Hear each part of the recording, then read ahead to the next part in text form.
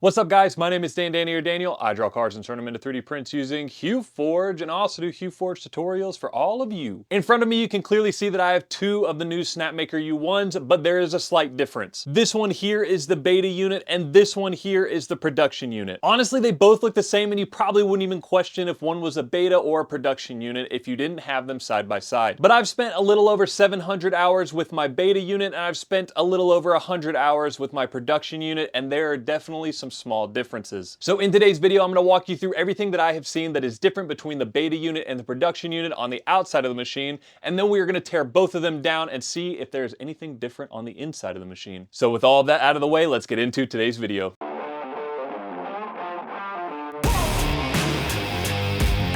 So starting with the unboxing, this is one of those areas where it's basically the same. The only thing I really noticed was while I was unboxing the beta machine, there were a few 3D printed parts holding stuff in place like the bed. And now with the production machine, as you would expect, those are injected molded. It's the same idea, just more polished and more consistent. Now during the beta, one of the biggest gripes that almost all of the beta testers had were the spool holders. On the beta machines, you could kind of just pull them off with very minimal force. And now on the production machines, the spool holders are way more solid. And even when I really yank on it, it still doesn't come off.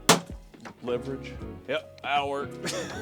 Maybe we went a little too far in the other direction with the production machines. There are quite a few little changes that happen between the beta and the production units. They don't affect the print quality or the printer itself, but I still want to go through them. We can start with the logo placement on the front of the machine. For some reason, they raised it up a little bit, and even the logos on the tools are now smaller on the production machine than they are on the beta machine. On the front of the bed, the lettering is a little bit darker, so it's easier to read. The texture PEI sheet has different text as well. On the back of the production unit, they added labeling to it. Again, this isn't performance related, it just feels more complete and more finalized. Now, when we raise the beds of both machines, you're gonna see these leveling knobs on the bottom of them. The process of manually leveling the bed is not different between the two machines, but on the beta machine, they use 3D printed knobs, and on the production machine, they use injection molded knobs. None of this stuff really affects the way that this machine is printing, but it definitely makes this feel like a production machine versus a beta machine, which is a good thing and what you wanna see between the two. Now, there's a couple things that they added that really do make a difference, and they listen to the beta testers about. The biggest functional change is how they changed the tools. They added these red indicators, so now it's really obvious when it is docked correctly while you were installing these tools on the machine. Now that's just something external that I noticed. Today we're gonna break down one of these tools as well to see if they changed anything between the production and the beta tools. And we're also gonna break down the feeders to see if they made any mechanical changes inside of those. Now, one of the most glaring issues that most of the beta testers saw whenever they were first installing it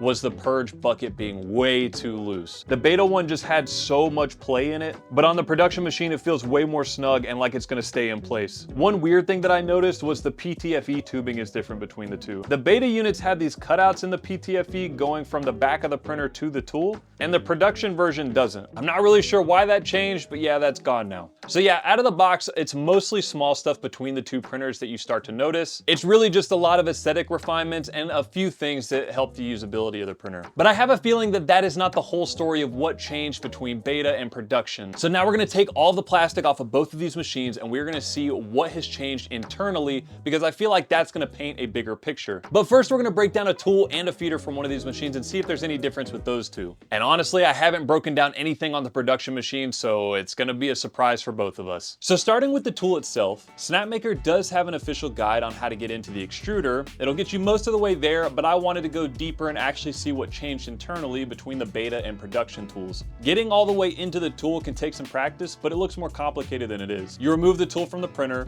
take off the magnetic outer housing, remove wires from the tool's PCB, remove the tool board, remove the hot end with 2 screws, then you can remove the entire extruder assembly. Once you do that, it's just 4 plastic screws and a tensioner screw before you have access to the entire extruder motor. Nothing's hidden, it's just screws, wires, and everything is laid out in a way that makes sense. A lot of printers, especially the more consumer-friendly ones, are kind of a pain to open up, but this one isn't too bad. Once I got into the extruder and actually pulled the motor out, that's where I found one of the most interesting differences between the beta and production units. On the beta unit, the gear on the tool stepper motor was significantly longer than the gear on the production machine's tool. I'm not exactly qualified to explain why this happens or if it's a big deal in the long run, but my first thoughts are that this is just a cost savings thing. I doubt it will lead to any noticeable difference in printing, but let me know in the comments if you have a theory or know what kind of difference this would make. Let's move on to the feeders. Once I got into the feeder assembly, the thing I noticed was the lubrication that they were using.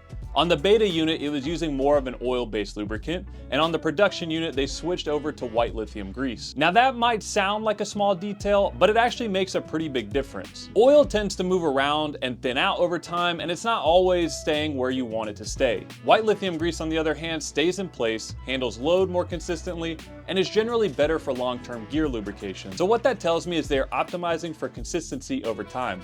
Less maintenance for us, more predictable feeding, and just better long-term reliability. It's not something you notice right away, but it's the kind of change that matters after hundreds of hours of printer use. All right, now let's get into the full machine, and this is where I was the most surprised because taking this thing apart is way easier than I was expecting. To get into the internals, all I had to do was remove the tools, take off the top plastic piece, that's just 4 screws, remove the spool holders, and there are screws hidden inside of those. Then once those are out, you've got access to more screws along the frame. Then it's just removing the outer panels and disconnecting the RFID readers. Now there are a lot of screws, but none of it's difficult. There's nothing confusing about it. Everything is accessible, logical, and easy to follow, and that's something I really want to highlight here. It genuinely feels like Snapmaker designed this with serviceability in mind, which is not something we see a lot in 3D printing today. A lot of machines are built in a way where you can use them, but the second something goes wrong, you're either fighting the machine to fix it, or you just don't open it at all. This is the opposite of that. This feels like a machine where if something breaks, or if you just want to understand how it works, you can actually get into it and tinker without a headache. And for me personally, that's a huge win. Now, once you're inside the machine, this is where things get interesting, but also kind of unexpected. Because for the most part, the beta and production machines are very, very similar internally. The main boards, I didn't see any noticeable difference. Same layout, same overall design. The tool hub PCB is slightly updated. The production unit is version 1.3, and on my beta unit, it had version 1.2 for that tool board. But externally, I couldn't really spot any meaningful difference between those two boards. They're using the same motors for X, Y, and Z, the same blower fan, so the core motion system and electronics are pretty much unchanged. Now underneath the printers, the Z-axis pulleys did look a little different between the two, but nothing substantial. It's more like a minor refinement than a full redesign. The one change I do need to mention is the tool wipers. On the production units, they've updated them, and they definitely feel more durable. So again, that's not a massive change, but a very practical one based on real-world use and issues that we found in the beta. Now let's talk about the power supply for a second, because this actually caught my attention. Both of these machines are running a 150 watt 24 volt power supply, and that's kind of mind-blowing to me. Because on something like my Voron 2.4 tool changer, I'm running a 600 watt 24 volt power supply. Heck, on my Micron tool changer, I'm using a 200 watt 24 volt power supply. And that's just using a 180 by 180 build plate with only 3 tools. So seeing these entire systems running on just 150 watts is actually very impressive. Because tool changers are not light systems. You've got tools heating up constantly, motors moving in multiple axes, tool swaps happening, and that all adds up.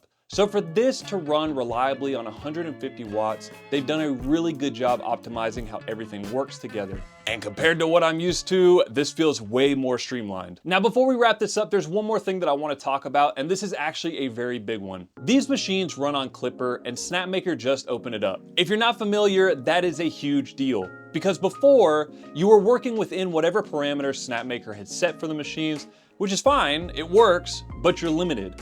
Opening up Klipper means that you now have access to configuration files, motion tuning, behavior customization. You can really dial the machines in however you want, and for people coming from Voron builds, custom printers, or just anyone who likes to tweak things to their liking, it's just a big deal. Now this machine isn't just plug and play, it's plug and play or fully customizable. And that's a really powerful combination, and it means that beginners can use it easily while advanced users aren't boxed in. Now, after tearing both of these down and spending this much time with them, the production version isn't a complete redesign. If anything, it's a refinement. They took what worked in the beta and improved the small things that actually matter over time. We've got better serviceability, better durability in key areas, and small changes that add up over hundreds of hours of use.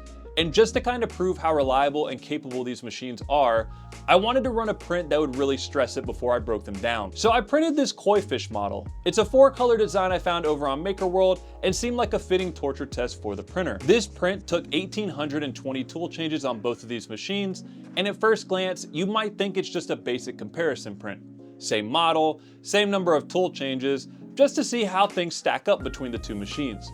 But here's the difference. I printed this one in PLA on the beta machine, and this one on the production machine was printed in TPU. And that's where this printer really stands out, because multicolor TPU is usually where other printers start to fall apart, but thanks to the constrained toolpaths on these machines, it handles TPU like a dream.